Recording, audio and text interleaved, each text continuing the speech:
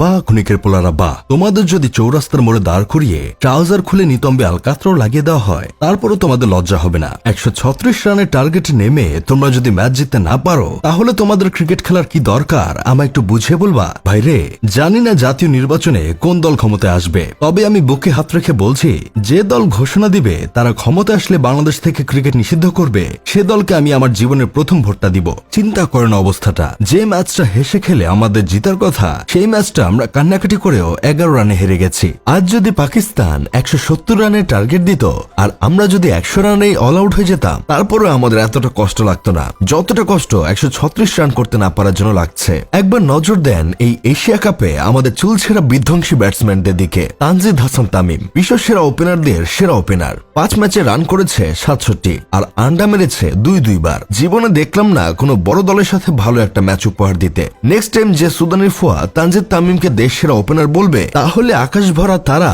তার টুট মারা আমি সারা করব। পারভেজ হোসেন ইমন 1 সেঞ্চুরি করে 15 বছরের জন্য জাতীয় দলে জায়গা নিশ্চিত করা একমাত্র প্লেয়ার, সে আবার জন্টি রোডসের চেয়েও ভালো ফিল্ডার। এশিয়া কাপে 4 ম্যাচে 40 রান করেছে, এর মধ্যে 2টা আন্ডা মারছে। তাহিদ হৃদয় প্রিয় ঢাবিয়ান ও ইন্টারন্যাশনাল প্লেয়ার, যাকে বলা হয় রবীন্দ্রনাথের শিমেল ভার্সন। 1 ম্যাচ ভালো করলে ফেসবুকে 3 পৃষ্ঠার কবিতা লিখে। এশিয়া কাপে 6 ম্যাচে 169 রান করছে। শ্রীলঙ্কার সাথে ম্যাচটা বাদে বাকি 5টা ম্যাচে তার ব্যাটিং দেখে মনে হয়েছে টি-20 না, সে 5 দিনের আন্তর্জাতিক টেস্ট ম্যাচ খেলছে। শামীম হোসেন পাটোয়ারি, ওরে দয়া করে কেউ 1 গামলা পান্তা ভাত দাও, সাথে পেঁয়াজ কাঁচামরিচ। ও ভাত খেয়ে ভুড়ি বানা, ক্রিকেট খেলা ওর জন্য না। 6 ম্যাচে রান করেছে 97 আর ডাব্বা মেরেছে 1টাতে।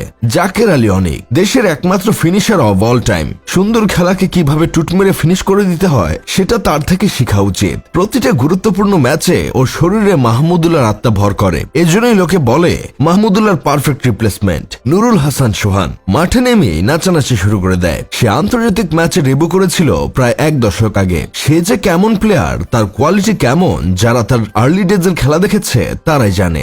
গত ম্যাচে 21 বলে করেছে 16 রান, তাও ভুলে একটা ছক্কা হয়ে গেছে। কোনোদিন দেখলাম না একটা বেসিক ক্রিকেট খেলতে, অথচ তাকে কেন দলে নেয় না এর জন্য তার ফ্যানরা কি পরিমাণ কান্নাকাটি করত। মোহাম্মদ সাইফুদ্দিন বিশ্বসেরা ব্যাটিং অলরাউন্ডার, ব্যাটিং এ পারফরমেন্স যদিও নাই, এশিয়া কাপে 1 ম্যাচে 4 রানের বিধ্বংসী ইনিংস খেলেছে। তাকে নিয়েও ফ্যানদের কান্নাকাটি, কেন তাকে দলে রাখা হয় না। এখন বুঝলা তো সে কি চুলমার্কা খেলোয়াড়। মাহেদী হাসান, বাংলার মানুষ তাকে দ্বিতীয় সাকিব মনে করে, অথচ সাকিবের একটা চুলে সমান না। এশিয়া কাপের 3 ইনিংসে 20 রান, একটাতে ডাব্বা। এই হলো আমাদের ব্যাটিং লাইনের অবস্থা। কথাটা খারাপ শোনালেও বলতে হয় বাংলাদেশের এই 8 জন ব্যাটসম্যান মিলেও অভিষেক শর্মার একটা চুলের সমান হতে পারবে না। আমি 100% গ্যারান্টি দিয়ে বলতে পারি এই দল যদি অস্ট্রেলিয়া কিংবা ইংল্যান্ডের নারী দলের সাথে টি-20 ম্যাচ খেলে ওরা নির্ঘাত হারবে।